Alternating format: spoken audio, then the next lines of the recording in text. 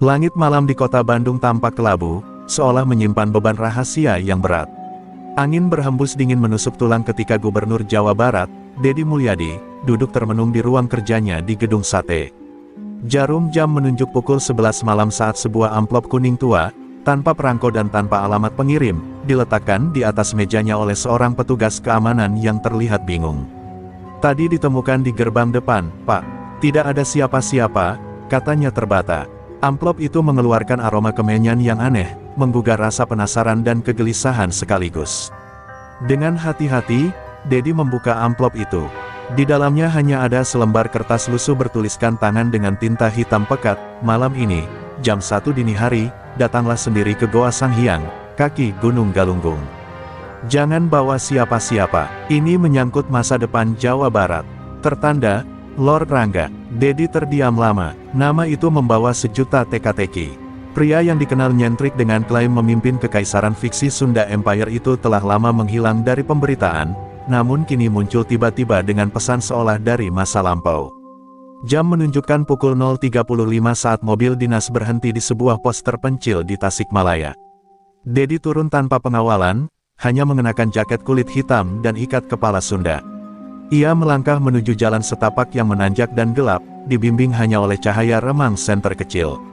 Suara serangga malam bersahut-sahutan, namun di tengah semua itu, dada Deddy berdegup kencang, seakan tubuhnya merespons energi gaib yang belum ia pahami. Di tengah jalan, seekor burung hantu melintas rendah, nyaris menabrak wajahnya. Ia berhenti, menarik napas dalam-dalam, lalu melanjutkan langkah. Tiba di depan Goa Sanghyang, suasana terasa lebih dingin dari biasanya. Kabut tipis menyelimuti pintu goa, dan bau dupa menyambut dari dalam. Di sana, berdiri seorang pria berjubah putih panjang dengan rambut perak tergerai dan mata yang menyala seperti bara. Lord Rangga, meski usianya telah menua, wajahnya tetap menyimpan karisma misterius. "Deddy Mulyadi," katanya pelan, "kau datang. Itu berarti kau siap menerima apa yang tidak diminta." Tanpa banyak basa-basi, Lord Rangga mempersilakan Deddy duduk di atas tikar pandan tua yang terbentang di dalam goa. Di antara mereka, terdapat 5 buah amplop coklat tua yang disusun seperti pusaka. Ini adalah 5 ramalan, bukan untuk hari ini, tapi untuk hari-hari tergelap Jawa Barat. Kau harus simpan, dan hanya boleh membuka ketika tanda-tandanya datang. Jika kau abaikan, maka tanah ini akan retak oleh sumpah para leluhur yang dilanggar, ucap Lord Rangga lirih namun menggetarkan. Deddy menatap kelima amplop itu dengan ragu, namun juga dengan rasa tanggung jawab yang tiba-tiba terasa berat. "Kenapa saya? Kenapa tidak kepada tokoh spiritual atau para kiai?" tanya Deddy. Lord Rangga menatapnya tajam. "Karena kau adalah pemimpin dengan 2 kaki, satu di dunia nyata, satu di dunia gaib. Kau pemimpin yang masih mendengar suara angin, dan tahu bagaimana caranya berbicara dengan pohon." Kalimat itu membuat tengkuk Deddy merinding. Malam makin larut, suasana dalam goa menjadi pekat dan berat. Tiba-tiba, suara gong halus terdengar dari kedalaman goa, meski tak ada yang memukulnya. Lord Rangga mendongak ke atas langit goa, kemudian menatap Deddy untuk terakhir kalinya. "Waktuku hampir habis, tapi ini baru awal untukmu. Simpan baik-baik ramalan ini, dan jika waktunya tiba, jangan ragu bertindak meski seluruh dunia menganggapmu gila." Tanpa sempat Deddy bertanya lebih jauh, sosok Lord Rangga perlahan menghilang ke dalam kabut. Saat keluar dari goa, fajar mulai menyingsing. Namun matahari pagi itu terasa redup, seolah enggan bersinar cerah seperti biasanya. Di genggaman Deddy, 5 amplop itu terasa berat. Bukan karena isinya, tapi karena beban takdir yang tersembunyi di dalamnya. Deddy tahu, malam itu telah mengubah jalan hidupnya, dan mungkin, nasib seluruh Jawa Barat. Kabut pagi masih menggantung di udara ketika Deddy Mulyadi kembali tiba di Gedung Sate. Wajahnya pucat, pikirannya kalut, dan amplop-amplop coklat itu ia simpan dalam brankas pribadinya yang hanya bisa dibuka dengan sidik jari. Tak satu pun staf atau ajudannya tahu dari mana sang gubernur pulang dini hari itu. Ia bahkan melewatkan rapat penting pagi itu, sesuatu yang sangat jarang ia lakukan. Dalam benaknya, kata-kata terakhir Lord Rangga berputar-putar seperti gema tak berujung, "Jika waktunya tiba, jangan ragu bertindak meski seluruh dunia menganggapmu gila." Selama beberapa hari, Deddy hidup dalam bayang-bayang. Ia seperti manusia yang sedang berjalan di antara dua dunia, dunia nyata yang menuntut keputusan, dan dunia gaib yang menyimpan ancaman. Ia berkali-kali memandangi amplop-amplop itu, masing-masing diberi segel lilin dengan simbol berbeda, matahari hitam, naga terlilit bambu, gunung terbelah dua, mahkota terbakar, dan sosok satria berjubah putih. Ia tidak tahu mana yang harus dibuka lebih dulu, atau apakah ia memang seharusnya membuka salah satunya sama sekali. Satu malam, saat Dedi termenung di teras rumah dinas, seorang pria tua berpakaian lusuh duduk diam di luar pagar. Ia tidak berkata sepatah kata pun, hanya menatap Dedi dengan mata kosong. Tapi saat petugas hendak mendekatinya, pria itu menghilang begitu saja, seolah hanya bayangan. Tak lama setelah itu, muncul kabar dari Majalengka, 3 sumber mata air keramat mengering secara bersamaan, airnya berubah menjadi keruh dan berlendir. Masyarakat sekitar panik. Beberapa tokoh adat mengaitkan kejadian ini dengan kutukan leluhur. Dedi langsung teringat salah satu simbol di amplop, matahari hitam. Ia segera menuju berangkasnya malam itu juga. Dengan tangan gemetar, ia membuka amplop pertama. Di dalamnya, tertulis ramalan yang mengguncang jiwanya. Ketika 3 mata air menangis di tanah yang dulu disebut Pajajaran, maka awal dari kejatuhan akan dimulai. Air berubah, tanah retak, dan langit tidak lagi melindungi. Maka pemimpin harus memilih, diam dalam kehormatan atau bertindak dalam kutukan. Tak ada petunjuk teknis, tak ada solusi, hanya peringatan dan tekanan. Tapi satu hal pasti, ramalan pertama telah mulai terwujud. Malam itu juga, Dedi memanggil seorang sahabat lamanya yang kini menjadi tokoh spiritual di Subang, Eyang Surya Jaya Sakti. Lelaki sepuh berambut putih itu datang dengan tongkat kayu dan tatapan tajam. Setelah Dedi menceritakan semuanya, Eyang hanya mengangguk dan berkata pelan, "Jangan pernah meremehkan kata-kata Lord Rangga.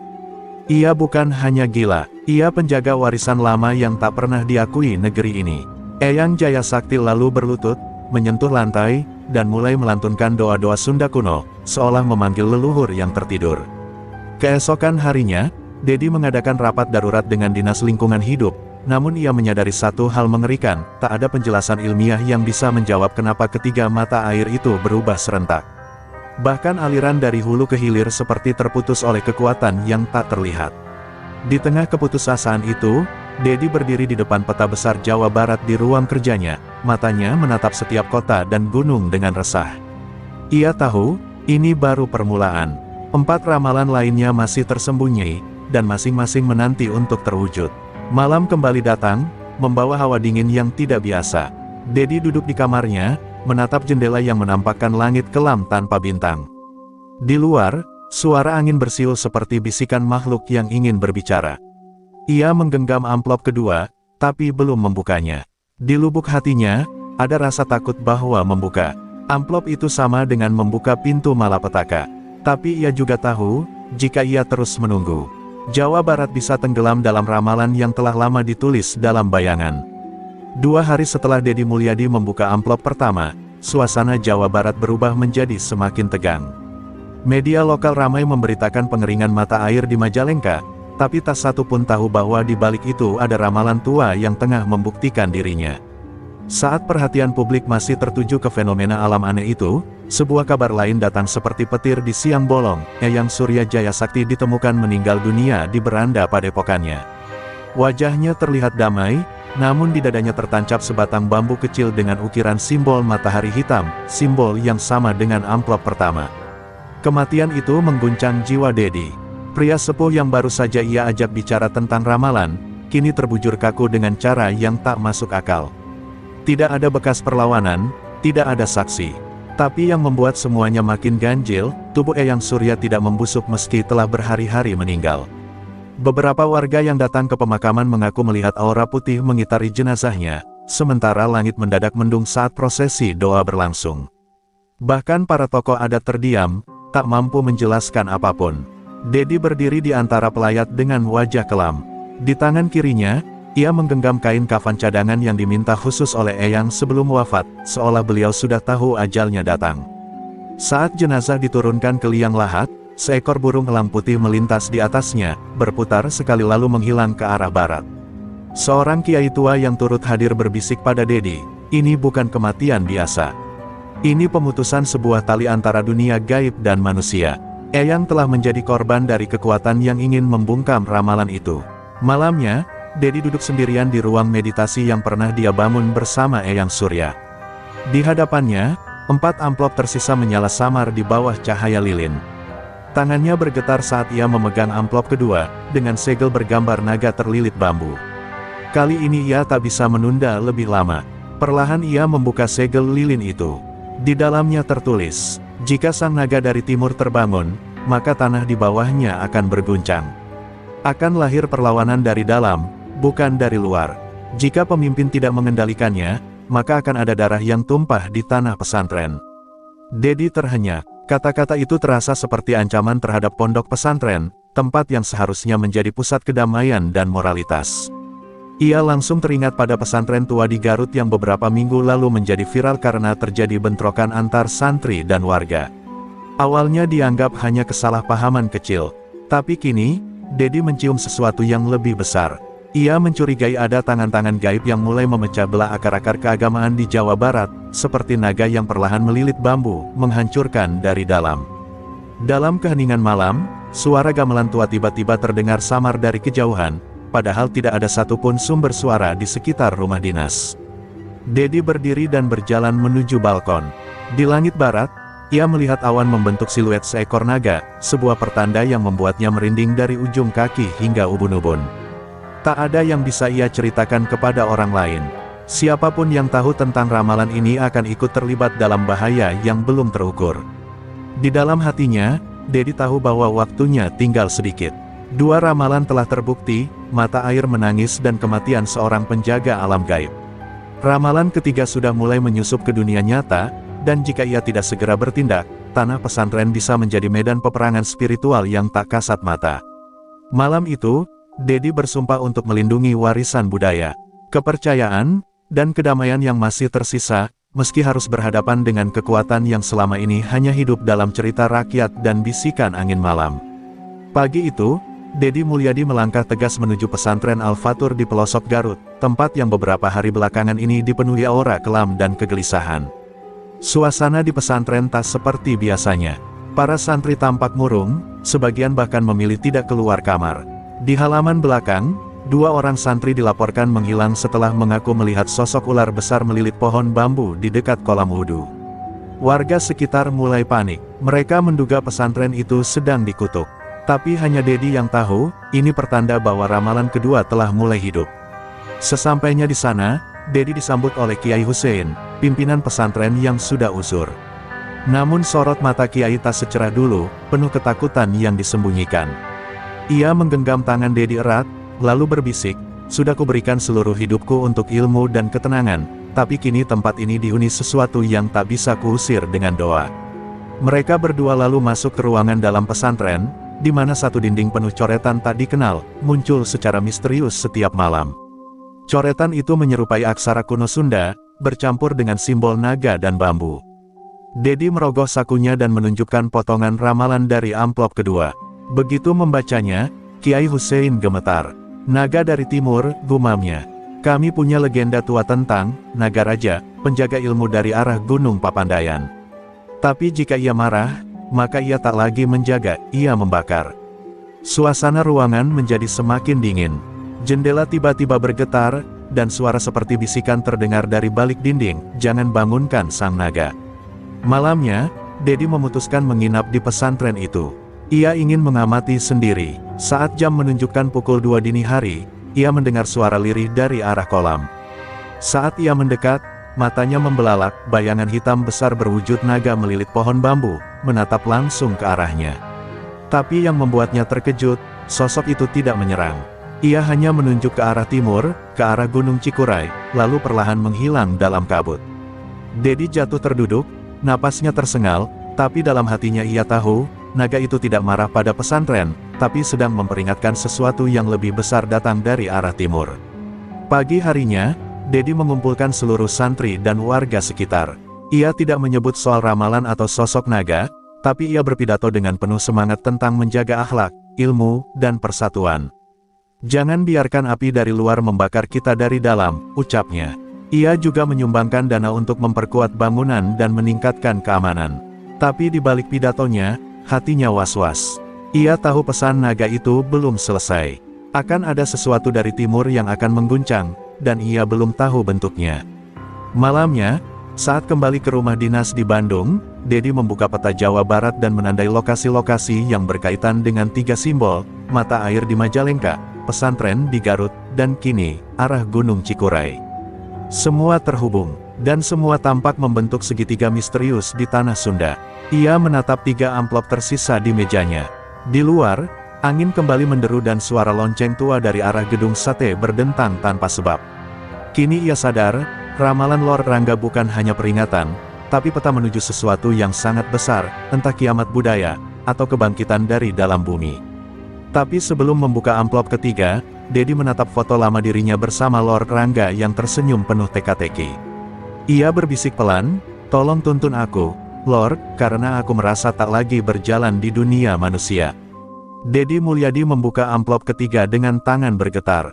Di dalamnya hanya ada 1 kalimat, namun terasa lebih berat. Dari gunung manapun, ketika tanah tua retak dari perutnya, akan muncul suara-suara leluhur yang tertindas. Jika pemimpin hanya melihat retaknya, tapi tak mendengar suaranya, maka perpecahan akan menjadi darah. Sejenak ia membeku. Dalam pikirannya, kalimat ini lebih menyeramkan dari 2 ramalan sebelumnya. Ia teringat pada Gunung Galunggung dan Gunung Guntur, 2 raksasa tua yang selama ini tertidur, namun selalu menyimpan amarah dalam diamnya. Beberapa hari kemudian, guncangan ringan terasa di Tasikmalaya. Awalnya hanya gempa biasa, tapi lalu terdengar suara aneh dari dalam tanah, seperti genderang perang, bercampur ratapan yang tak bisa dijelaskan secara ilmiah. Warga dari kaki Gunung Galunggung mulai ketakutan.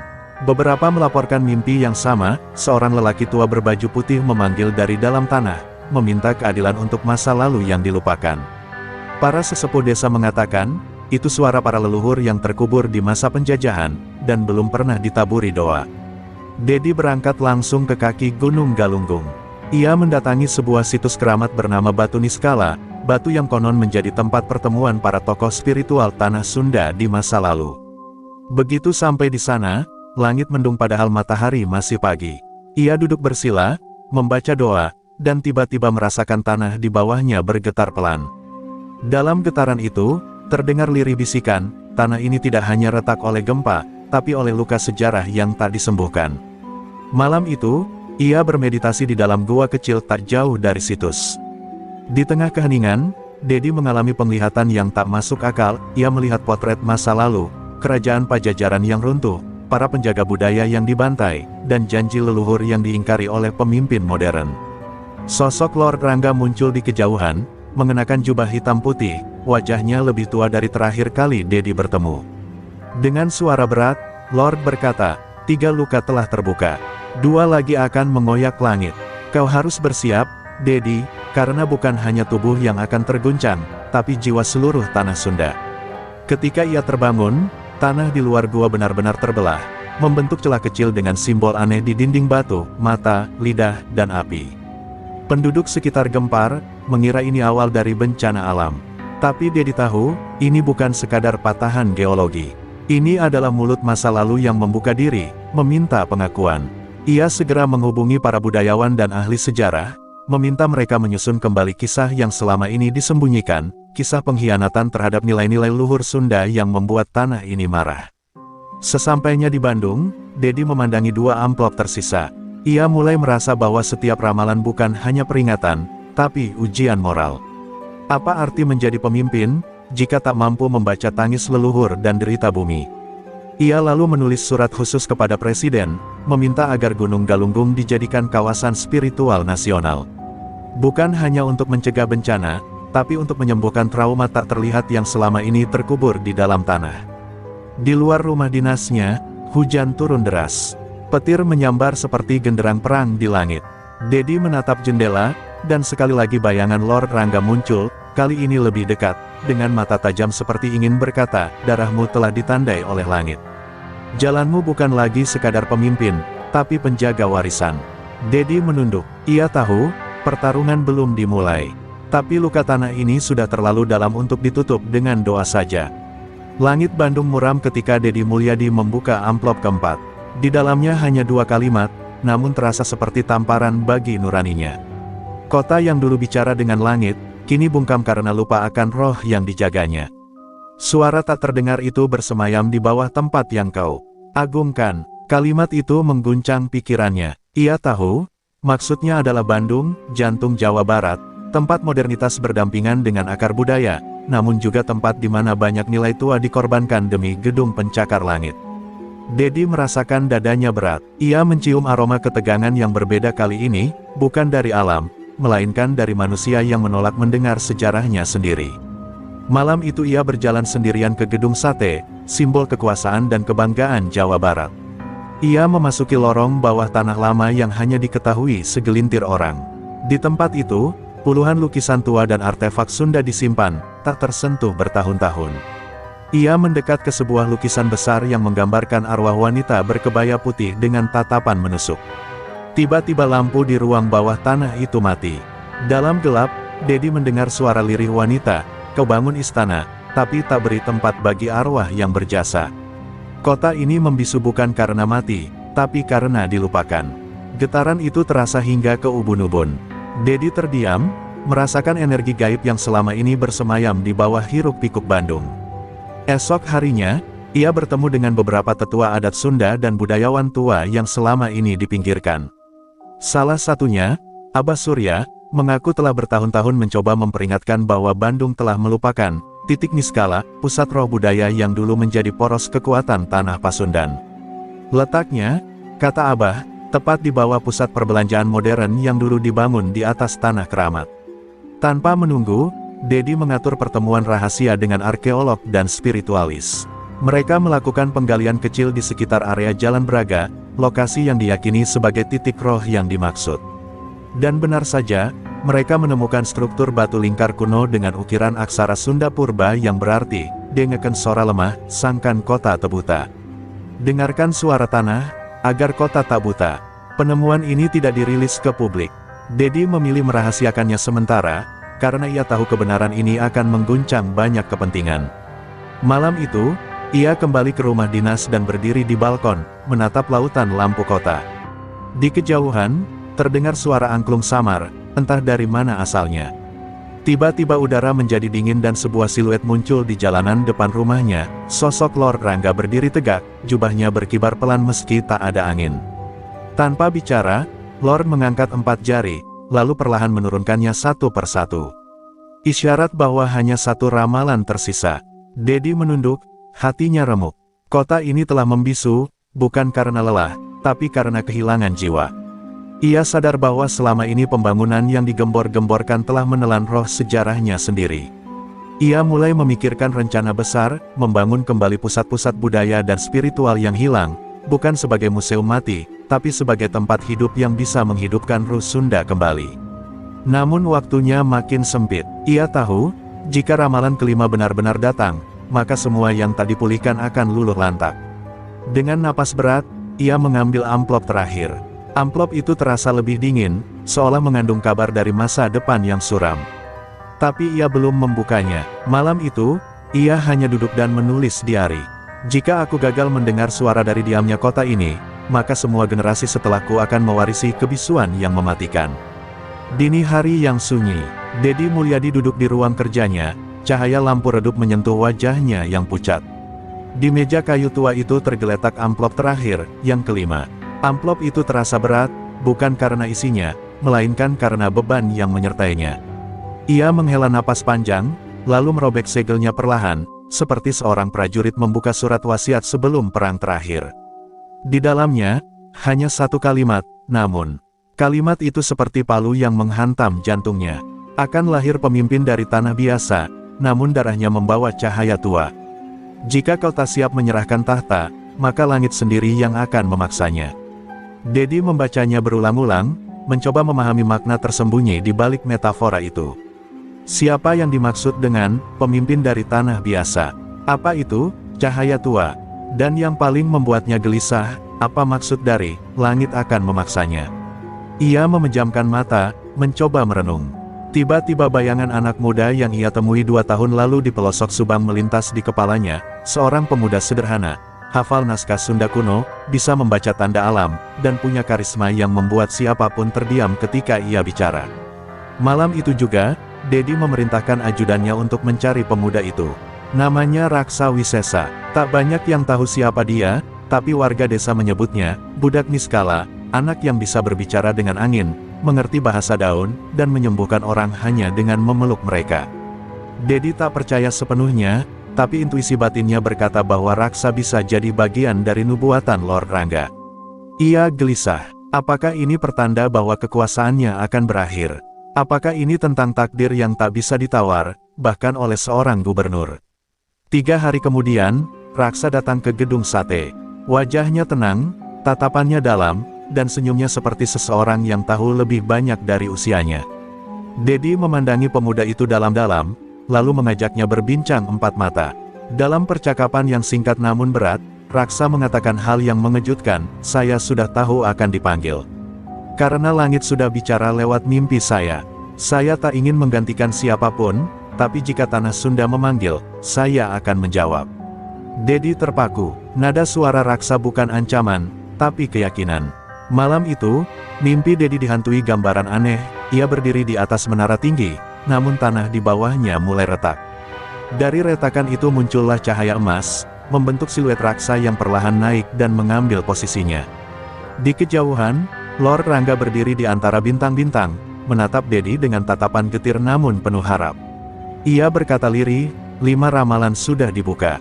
Sekarang bukan waktumu bertahan, tapi untuk mewariskan. Karena tahta sejati bukan untuk dikuasai, melainkan dijaga agar tetap suci. Ketika Dedi terbangun, ia menangis. Untuk pertama kalinya, ia merasa kecil dalam pusaran takdir yang lebih besar dari politik dan jabatan.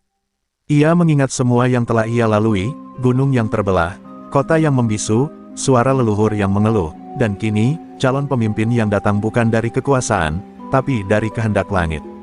Ia sadar, ini bukan akhir dari perjalanannya, tapi akhir dari peran lamanya.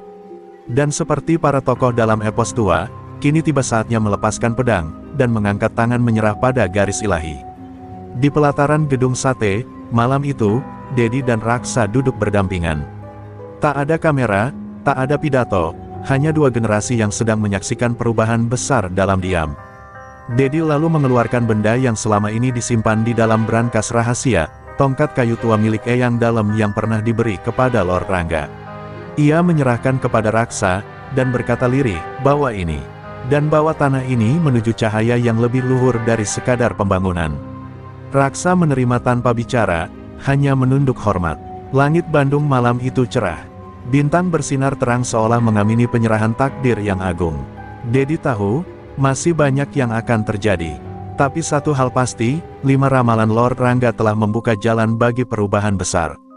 Dan perubahan itu tidak akan datang dari meja-meja rapat, melainkan dari nurani yang berserah kepada semesta. Pagi buta, Raksa Wisesa berdiri di atas bukit kecil, menghadap ke arah gunung Tangkuban Perahu. Udara terasa sakral, seolah setiap embusan angin membawa bisikan leluhur. Tongkat tua pemberian Dedi Mulyadi digenggamnya erat. Ia tahu ini bukan sekadar kayu tua, melainkan simbol warisan spiritual yang pernah dijaga oleh Lord Rangga. Suara burung-burung hutan seperti membentuk irama doa, seolah alam menyambut kehadiran pemuda yang telah diramalkan.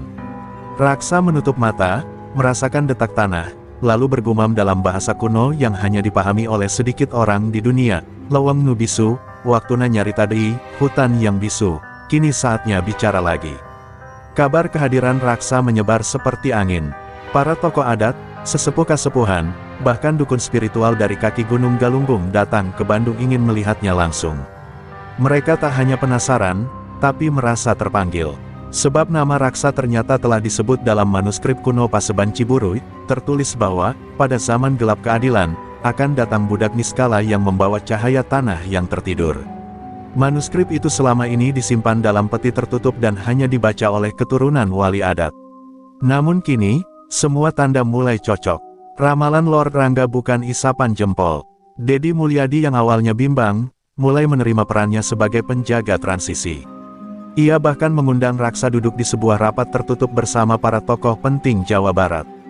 Beberapa mencibir, menganggap Raksa hanyalah pemuda kampung yang diselimuti mistik murahan. Namun saat Raksa membuka mulut dan mengutip ajaran Prabu Siliwangi dalam aksara Sunda kuno dengan pelafalan sempurna, ruang itu hening. Bahkan seorang profesor sejarah dari ITB menitikkan air mata. Ini, suara zaman yang kembali, bisiknya pelan. Namun tidak semua menyambut Raksa dengan tangan terbuka. Di balik layar, muncul perlawanan. Segelintir elit merasa terancam, merasa warisan kekuasaan mereka akan direnggut oleh pemuda misterius yang tak punya gelar, tak punya partai, dan tak punya jaringan kekuasaan. Mereka menyebut Raksa sebagai boneka spiritual, ancaman terhadap sistem yang telah mereka bangun. Bahkan beberapa media mulai menggiring opini, menyudutkan Deddy Mulyadi sebagai gubernur yang mulai terseret arus tahayul dan kepercayaan irasional. Raksa tak gentar, ia mulai berkeliling Jawa Barat, bukan sebagai kampanye politik, tapi sebagai ziarah ruhani. Ia menyambangi sumur tua di Kuningan, duduk di bawah pohon keramat di Garut, hingga semedi di gua peninggalan zaman Pajajaran. Setiap tempat yang ia kunjungi mengalami kejadian aneh, air sumur yang sempat kering kembali mengalir, pohon yang semula gersang mulai berdaun, bahkan warga yang sakit tiba-tiba sembuh setelah berpapasan dengannya. Rakyat kecil mulai menyebutnya, anak King Galuh. Deddy mulai menyadari, bahwa Raksa bukan sekadar bagian dari ramalan, ia adalah katalis dari kebangkitan spiritual Jawa Barat. Namun bersamaan dengan itu, tekanan dari pusat kekuasaan makin kuat. Ia didatangi utusan dari Jakarta yang memperingatkannya agar tidak bermain api dengan supranatural. Deddy menolak dengan tegas, kalau Jakarta ingin Jawa Barat bisu lagi, maka saya yang akan jadi tembok pertama, ujarnya lantang. Malam itu, Raksa dan Deddy duduk bersama di tepi Danau Situ Patenggang. Mereka tak bicara banyak, Deddy hanya berkata, kalau nanti angin kencang datang dari utara, dan langit berubah merah, kau harus bersiap. Raksa mengangguk, lalu menatap permukaan danau yang tenang. Saya sudah bersiap sejak saya dilahirkan. Langit hanya sedang menepati janjinya, ujarnya dengan suara yang nyaris seperti doa. Di langit, bintang jatuh melintas. Dan jauh di dalam tanah, sesuatu mulai bergemuruh, sesuatu yang selama ini tidur, tapi kini dipanggil oleh suara-suara lama yang kembali bangkit. Perjalanan Raksa baru saja dimulai, dan ramalan kelima ternyata bukan akhir, melainkan gerbang bagi takdir yang lebih besar dari yang disangka siapapun. Malam yang tenang di Bandung tiba-tiba dikoyak oleh dentuman halus dari langit. Awan hitam berputar seperti pusaran raksasa di atas gedung sate. Deddy Mulyadi yang tengah berada di ruang kerja, sontak berdiri dari kursinya. Ia tahu tanda itu, langit mulai menjawab pertanda yang disebutkan Raksa. Tak lama, ponselnya berdering, Panglima Kodam menelepon dengan suara penuh kegelisahan. Pak Gubernur, ada tim intelijen dari pusat yang masuk tanpa izin koordinasi. Mereka menyamar, menyusup ke pesantren dan tempat-tempat ritual yang baru-baru ini dikunjungi Raksa, lapornya. Deddy mengepalkan tangannya, menyadari bahwa kekuatan dari luar sedang bersiap menekan kebangkitan ini. Sementara itu, Raksa yang tengah berada di Sukabumi merasakan hawa yang tak biasa. Angin malam membawa aroma logam, dan dedaunan berbisik dengan bahasa asing, bahasa pengkhianatan. Ia tak gentar, tapi ia tahu, waktunya untuk bersembunyi telah usai. Ia mengumpulkan para sesepuh dan penjaga alam, memohon restu agar dirinya boleh memperlihatkan wujud sejati warisan spiritualnya. Seorang kakek berambut putih berkata pelan, jika kau sudah bersedia menanggung kutuk dan pujian dalam satu wadah, maka pintu jagat tua akan terbuka. Di sisi lain, di sebuah ruang konferensi gelap di Jakarta, sejumlah elit berdasi duduk melingkar di balik layar monitor. Di tengah mereka, seorang pria berjas hitam dengan emblem asing di dadanya berkata dengan nada dingin, fenomena Raksa harus dihentikan. Dia membangkitkan semangat lokal yang tak bisa dikendalikan. Kita butuh Jawa Barat tetap jinak. Mereka sepakat meluncurkan operasi rahasia bernama Operasi Langit Tertutup, yang misinya hanya satu, menghancurkan figur Raksa sebelum ia menjadi ikon yang tak tertandingi oleh siapapun, bahkan oleh negara. Tak butuh waktu lama, berita bohong mulai disebar. Video manipulatif yang menampilkan Raksa sedang berinteraksi dengan tokoh-tokoh radikal tiba-tiba viral. Media nasional ramai membahas kebangkitan sektarian Sunda, yang katanya bisa mengancam persatuan bangsa. Deddy Mulyadi geram. Ia tahu ini permainan licik yang dirancang untuk menjatuhkan Raksa dan dirinya sekaligus. Namun ketika ia mencoba memberikan klarifikasi, jaringan televisi menolaknya, bahkan akun resmi pemerintah Jawa Barat sempat diblokir. Rakyat mulai terpecah. Sebagian percaya pada narasi yang disebarkan media, menyebut Raksa sebagai ancaman. Namun banyak pula yang tetap setia, membela Raksa dengan turun ke jalan dalam doa bersama dan syukuran akbar. Di Ciamis, seorang nenek menyiramkan air bunga ke jalan seraya berkata, "Anaking Siliwangi itu, lamun dihina moal sirna. Ari disiksa, malah jadi wisesa, anak Siliwangi itu, kalau dihina takkan hilang. Kalau disiksa, malah jadi kuat." Dedi tahu ia tak bisa lagi bermain diplomasi. Maka diam-diam ia mengirim utusan ke berbagai wilayah adat dan kasepuhan Sunda, memanggil kembali para pewaris leluhur, para juru kunci gunung, dan para pelestari jimat tua. Jika pemerintah pusat menolak cahaya, maka biarlah tanah ini menjaga cahayanya sendiri, ucapnya penuh tekad. Beberapa tokoh adat mulai menyatukan niat, membuat perjanjian spiritual bernama Pakta Niskala, ikrar para penjaga bumi Tatar Sunda yang bersumpah melindungi Raksa meski harus mengorbankan nyawa. Di akhir malam, Raksa berdiri di atas batu besar di tengah hutan Cikuray. Ia membaca mantra kuno, dan dari balik kabut muncul siluet para leluhur. "Anaking, ini waktumu. Tapi ingat, semakin terang cahaya yang kau bawa, semakin besar bayangan yang akan mengejarmu," ujar salah satu leluhur. Raksa membuka mata, dan dalam pupilnya terlihat api membara, bukan karena amarah, tapi karena kesadaran. Ia tahu musuhnya kini bukan hanya manusia, tapi juga sistem yang sudah terlalu lama tak ingin Jawa Barat bangkit dalam jati dirinya sendiri. Malam itu, angin dari pegunungan terasa lebih dingin dari biasanya. Di tengah gelapnya hutan Gunung Ciremai, para tokoh adat dari berbagai penjuru Tatar Sunda berkumpul. Tak ada megahnya cahaya lampu, hanya obor yang menyala redup dan lingkaran batu tua di tengah lapangan tanah basah. Dedi Mulyadi hadir dengan mengenakan pakaian serba hitam, wajahnya tegas tapi sorot matanya menyimpan kekhawatiran mendalam. Ia telah membawa sebentuk gulungan kain kuno yang diserahkan kepadanya oleh seorang kuncen dari Sumedang. Tertulis di dalamnya adalah naskah yang disebut Pakta Niskala, perjanjian para pelindung tanah Sunda dari masa ke masa. Raksa berdiri di samping Dedi, tubuhnya berselimut kabut seolah alam pun enggan melepaskannya dari pelindungan. Wajahnya tak lagi terlihat sebagai seorang peramal tua, melainkan seorang pemimpin spiritual. Suara Raksa lirih, tapi setiap kata menggetarkan jantung para hadirin. Yang kita lawan bukan hanya manusia. Yang kita hadapi adalah gelap yang tertanam dalam struktur. Jika kita hanya diam, maka kita akan menjadi generasi terakhir yang mengerti makna tanah leluhur. Satu persatu, para tokoh adat maju ke tengah lingkaran, mencelupkan jari ke dalam air bunga yang telah dicampur dengan tanah dari 7 gunung suci, lalu menyentuhkan ke kening mereka. "Kami bersumpah menjaga tanah ini, dengan darah jika perlu," ucap mereka serempak. Terdengar tangisan tertahan dari seorang ibu tua, yang kehilangan 2 anaknya dalam kerusuhan politik beberapa tahun lalu. Ia menggenggam erat sebilah keris pusaka sambil berkata, "Kalau anak-anakku tiada demi tanah ini, maka biarlah nyawa ibunya menutup lubang-lubang pengkhianatan." Sementara di kejauhan, di Jakarta, operasi langit tertutup memasuki fase kedua. Drone-drone mata-mata diterbangkan ke atas wilayah-wilayah yang dianggap sebagai pusat gerakan Raksa. Seorang pejabat tinggi tersenyum sinis sambil berkata, "Kita tidak perlu membunuh Raksa secara fisik. Hancurkan kepercayaan rakyat padanya. Biarkan mereka menganggapnya sesat." Media digerakkan, influencer disuap, dan kampanye disinformasi mulai membanjiri ruang publik dengan narasi-narasi rekayasa. Namun di balik layar, kekuatan Niskala mulai bangkit. Di Pangandaran, air laut tiba-tiba pasang dengan bentuk pusaran aneh. Di Garut, beberapa warga bermimpi didatangi sosok perempuan berkebaya putih yang memperingatkan, "Lindungi Raksa, atau hujan tak akan turun selama 7 purnama." Di Kuningan, sawah-sawah yang semula kering mendadak menghijau kembali hanya karena seorang kakek membacakan mantra di tengah malam. Fenomena-fenomena itu membuat rakyat kembali gelisah, antara takut dan kagum. Dedi kini berada dalam titik tanpa jalan kembali. Ia telah memilih jalan perjuangan yang tak akan pernah mendapat tepuk tangan dari penguasa pusat. Ia tahu, satu langkah salah saja akan membuatnya dicap sebagai pengkhianat negara. Tapi dalam hati kecilnya, ia merasa ini bukan tentang jabatan, bukan tentang politik. Ini tentang jiwa tanah yang telah lama terjajah oleh ketakutan dan ketidaktahuan.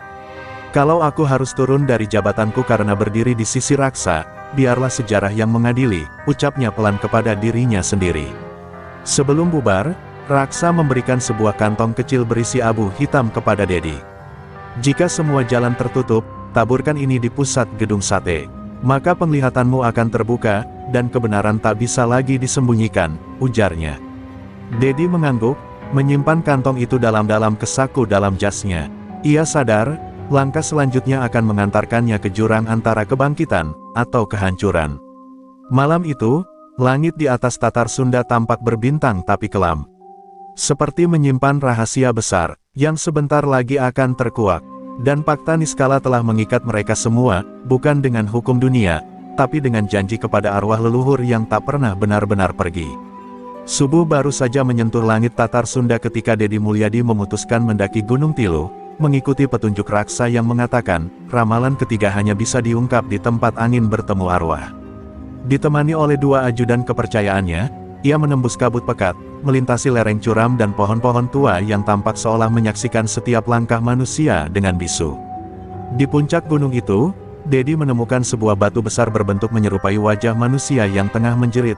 Konon katanya, itu adalah jasad beku dari leluhur Sunda yang dikutuk karena membuka rahasia langit pada penguasa asing.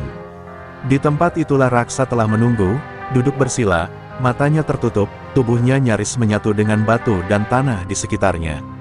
Tanpa membuka mata, ia berkata lirih, ramalan ketiga bukan untuk manusia yang takut pada kegelapan, tapi untuk mereka yang siap kehilangan segalanya demi cahaya. Angin tiba-tiba berhenti berhembus, dan udara seolah membeku. Waktu menjadi lambat, lalu, raksa membuka matanya, menatap Dedi tajam. Musuh terbesar Jawa Barat bukan dari luar, tapi dari darah dan tanahnya sendiri. Dedi menelan ludah. Apa maksudmu, raksa? Raksa berdiri, tubuhnya gemetar karena beban kata-kata yang akan ia ucapkan. Ramalan ketiga berbunyi, Sunda akan hancur bukan karena musuh bersenjata, tapi karena pengkhianat bersurban yang menjual ladangnya demi tahta. Suara raksa menggema seperti gema petir di tengah hutan.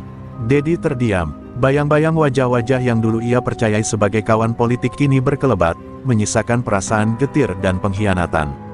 7 tokoh yang selama ini kau anggap bagian dari perjuanganmu, mereka telah menjual tanah ini kepada korporasi hitam yang didanai oleh kekuatan asing, lanjut raksa. Mereka menjual sungai, pegunungan, bahkan makam leluhur untuk dijadikan lahan tambang. Dan jika kau tidak menghentikannya, Jawa Barat akan menjadi tanah mati dalam 2 generasi. Mata Dedi berkaca-kaca, nama-nama yang disebut raksa bukanlah nama asing, mereka adalah orang-orang yang dulu bersulang bersamanya atas nama perjuangan rakyat.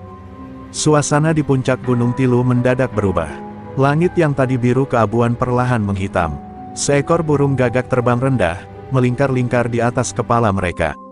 Raksa mengangkat tangan dan memejamkan mata. Inilah saatnya memilih, Dedi. Kau bisa tetap duduk di kursimu, menikmati kekuasaan yang penuh jebakan manis, atau kau turun ke bawah, berdiri di antara rakyat, melawan mereka yang pernah kau panggil sahabat.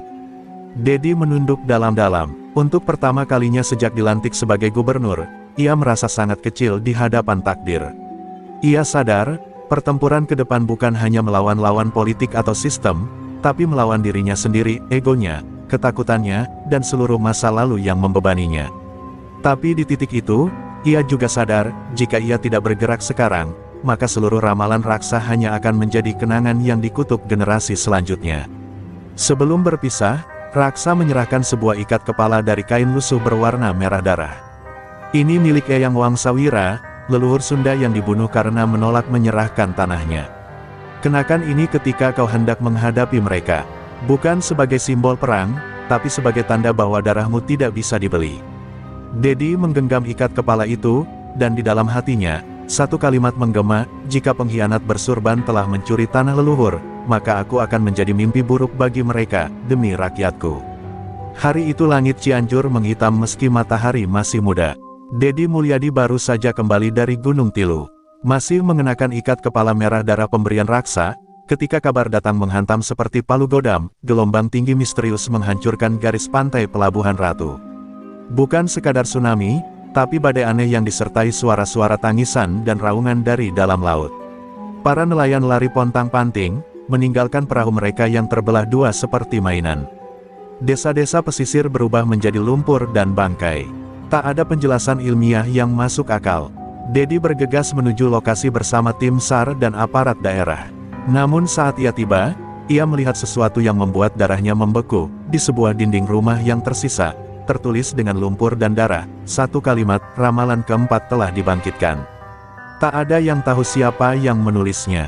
Tak ada saksi yang mengaku melihat. Tapi Dedi tahu, ini bukan kebetulan. Ini adalah rangkaian takdir yang dimulai dari bisikan Lord Rangga di malam kematiannya.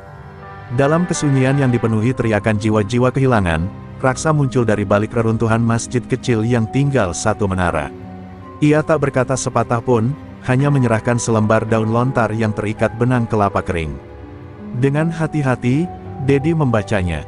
Ramalan keempat itu berbunyi, ketika para pemuja uang membuka gerbang di selatan, maka para penjaga lautan akan bangkit membawa murka. Laut tak lagi menyanyikan gelombang, tapi mengamuk demi darah yang dijual oleh anak negeri. Gerbang selatan yang dimaksud, Pelabuhan Ratu, tanya Dedi lirih. Raksa mengangguk. Sudah terlalu lama proyek reklamasi dan pengeboran bawah laut dilakukan secara sembunyi-sembunyi di sini. Mereka mengusik batu penjara yang menahan energi lama. Bukan hanya kekuatan alam, tapi kekuatan leluhur yang pernah mengutuk penjajah akan bangkit karena tanah ini diperlakukan seperti komoditas. Dedi mengatupkan mulutnya. Ia ingat, 2 tahun lalu ia pernah menandatangani izin eksplorasi Laut Selatan, didesak oleh para pengusaha yang sekarang ia tahu, adalah bagian dari pengkhianatan itu. Malam itu, Dedi duduk di tenda darurat bersama para korban. Seorang ibu menangis sambil memeluk boneka yang basah, berharap anaknya yang hilang masih bisa ditemukan. Seorang kakek memandangi laut yang gelap tanpa bintang, berdoa dengan suara tercekat. Di tengah kesedihan itu, Dedi berdiri dan berkata, "Aku bersumpah, atas nama darah rakyat Jawa Barat, aku akan menutup seluruh proyek di Laut Selatan. Jika mereka harus kuperangi seorang diri, maka biarlah aku jadi musuh para serakah itu." Raksa mendekat, suaranya pelan tapi menusuk. "Kau akan melawan bukan hanya manusia, Dedi, tapi juga sistem. Mereka punya uang, media, tentara bayaran, bahkan dukun-dukun hitam. Tapi ingatlah, ketika seorang pemimpin berdiri dengan hati yang bersih dan rakyat di belakangnya, maka semesta akan berbalik arah." Dedi menggenggam ikat kepala merah di kepalanya, kini basah oleh keringat dan hujan.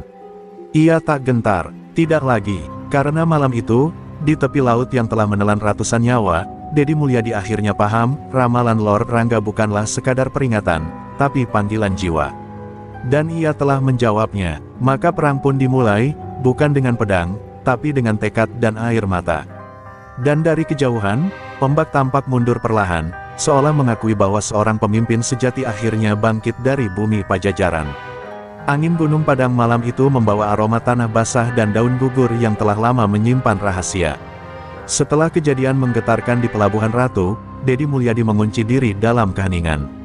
Tapi mimpi buruk bertubi-tubi terus mengusik tidurnya. Dalam tidurnya, ia melihat lidah api melingkar dari puncak gunung, membentuk wajah-wajah leluhur yang menangis.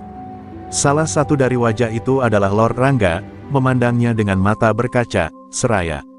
Berkata, "Waktumu hampir habis, kunci kelima terpendam di pusaran api." Pagi itu, Dedi bersama Raksa dan beberapa tokoh adat naik ke situs megalitikum Gunung Padang. Langit gelap, awan menggantung berat seperti hendak menumpahkan semua rahasia langit ke bumi. Saat kaki mereka menyentuh bebatuan purba, tanah bergetar pelan, seolah memberi salam.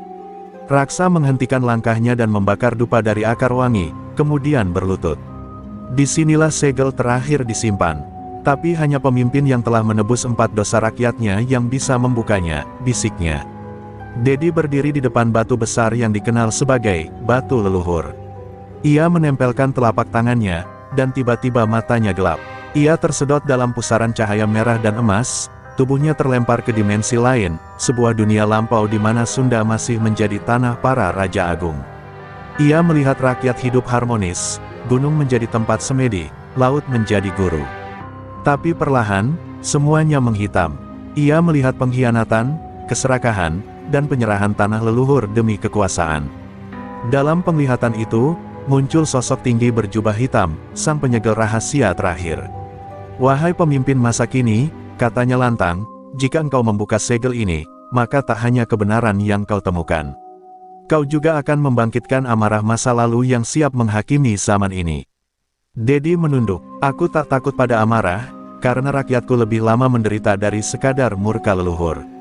Maka pintu pun terbuka, dan semburan cahaya menembus tubuh Dedi. Saat ia kembali tersadar, tubuhnya gemetar dan mata berdarah. Tapi di tangannya kini tergenggam sebuah benda kecil, sebuah batu hitam berkilau merah, berbentuk mata tertutup. Raksa menarik napas tajam. Itu batu jagat wisesa, lambang penguasa bumi dan langit. Kau kini bukan hanya gubernur, Dedi. Kau telah menjadi penjaga peradaban. Langit tiba-tiba menyala oleh petir panjang yang menyambar pepohonan di bawah. Gunung Padang meraung seperti makhluk hidup. Namun dari bawah gunung, suara ledakan terdengar. Beberapa orang tak dikenal membakar rumah warga dan meneriakkan nama seorang tokoh politik yang selama ini menentang Dedi. Kekacauan menyebar. Rupanya kekuatan-kekuatan kotor telah mencium bahwa segel terakhir dibuka. Musuh mulai bergerak terang-terangan. Dedi tak punya waktu banyak. Dengan nafas terengah dan kaki gemetar, Dedi berkata, "Kalau ini adalah jalan yang harus kutempuh, maka biarlah aku berjalan di atas api. Karena kebenaran bukan untuk disimpan, tapi untuk diperjuangkan, bahkan jika aku harus terbakar bersama tanah ini." Malam itu, Gunung Padang tidak tidur. Api di dalam bumi menyala pelan, menanti waktu untuk menunjukkan siapa yang layak menjadi penguasa tanah Sunda yang sejati. Kabut tebal menyelimuti Danau Ciburui, membuat permukaannya tampak seperti cermin suram yang menyimpan masa lalu.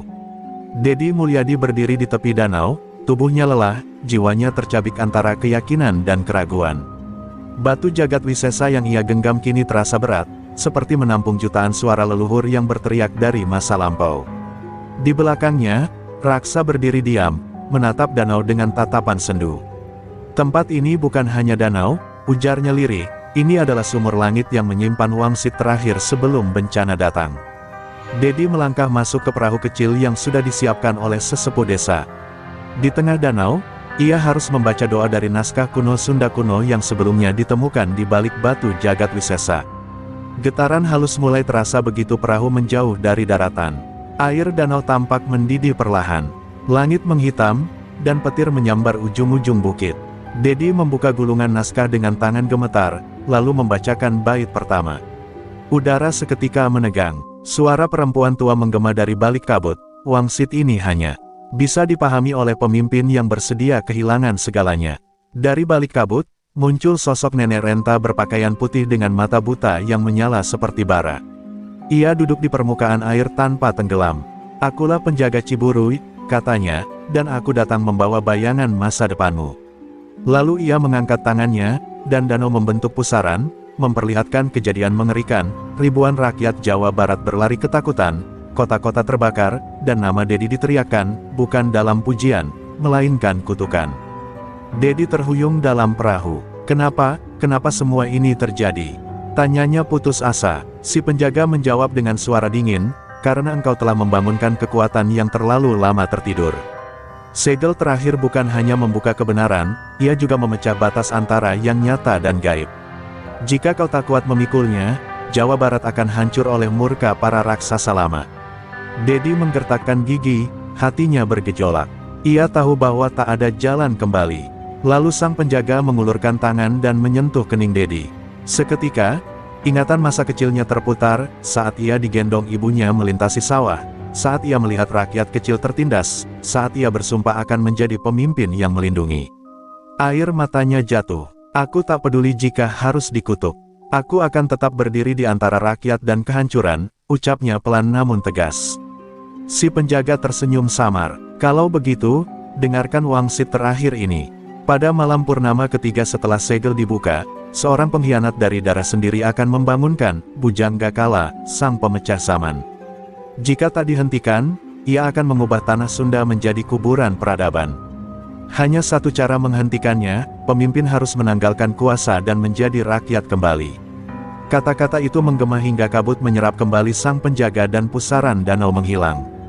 Dedi jatuh terduduk di perahu.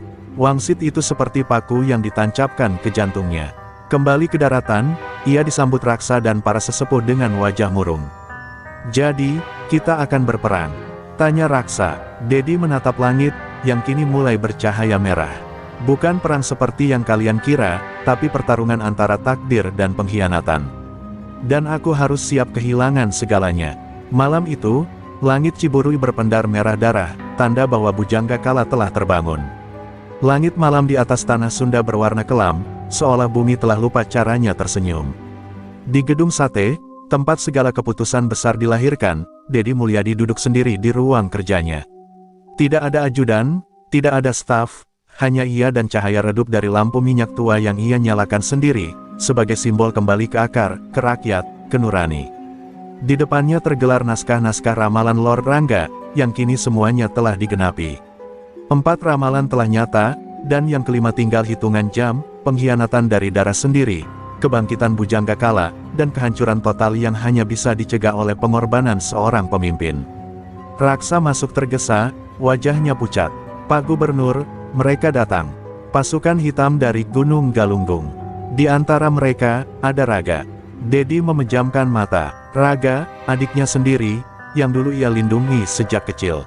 Raga yang ia sekolahkan hingga ke luar negeri, Raga yang kini berambisi membangkitkan kekuatan kuno untuk menjadi raja baru di atas puing kehancuran. Raga sudah menjadi Bhujanggakala, ucap Dedi lirih, dan kini darahku sendiri adalah pedang yang akan mengoyak tanah kelahiranku. Dedi berdiri, mengenakan ikat kepala Sunda dan jas lurik usang peninggalan ayahnya. Ia meninggalkan gedung sate tanpa pengawalan, berjalan menuju alun-alun tempat Raga menantinya bersama pasukan hitamnya. Kota Bandung terasa asing, lampu-lampu padam, udara membeku, dan pohon-pohon seperti membisikkan doa. Terakhir, dari kejauhan, terdengar gendang perang ditabuh. Bayangan-bayangan besar, raksasa dan manusia, mulai memenuhi langit. Ini bukan hanya pertempuran politik, ini perang antar zaman. Raga berdiri di atas menara lawas, mengenakan jubah emas dan mahkota berbentuk Garuda cacat. Kakang, terlambat kau. Tanah Sunda tak butuh pemimpin lemah seperti kau. Aku datang untuk mengubahnya menjadi kekaisaran baru. Serunya. Dedi menatapnya dengan mata berkaca. Kau tak tahu apa yang kau bangunkan, Raga. Bhujanggakala bukan kekuasaan, ia kutukan dari langit. Berhenti sebelum semuanya hancur. Tapi Raga hanya tertawa, dan dari tubuhnya memancar cahaya hitam yang menyelimuti langit. Pertempuran pun pecah. Pasukan raksa berhadapan dengan makhluk-makhluk bayangan. Dedi berjalan perlahan ke arah adiknya, menolak bertarung, hanya memanggil dengan suara getir, "Ayo pulang, adikku," tapi Raga sudah menjadi makhluk lain, wajahnya retak seperti topeng keramat. Ia menyerang Dedi dengan kekuatan supranatural, namun Dedi tak melawan. Dalam detik terakhir, saat Raga hendak menghancurkannya, Dedi membuka baju kebesaran gubernurnya dan berteriak, "Aku rakyat. Aku menyerahkan kuasa, biarkan ku tebus tanah ini dengan jiwaku." Langit meledak, bumi bergetar, cahaya putih menyilaukan membelah malam. Raga terhempas, tubuhnya pecah menjadi bayangan yang mengepul ke udara, lalu lenyap. Pasukan hitam runtuh seperti pasir tersapu ombak. Dedi jatuh terduduk, tubuhnya lemah, darah mengalir dari matanya. Raksa berlari menghampiri, memeluknya erat. "Pak Gubernur, kau sudah menepati wangsitnya." Dedi tersenyum samar, "Bukan gubernur, hanya rakyat biasa, yang tak ingin tanah leluhurnya menjadi abu." Fajar menyingsing dengan warna jingga pucat. Tanah Sunda selamat, tapi Dedi tak pernah kembali ke gedung sate. Ia menghilang, tubuhnya tak pernah ditemukan.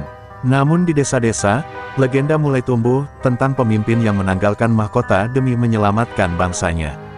Tentang suara gaib yang masih terdengar di malam sunyi di tepi Danau Ciburui. Tentang wangsit terakhir Lord Rangga, yang hanya bisa dibayar dengan pengorbanan cinta, darah, dan jiwa.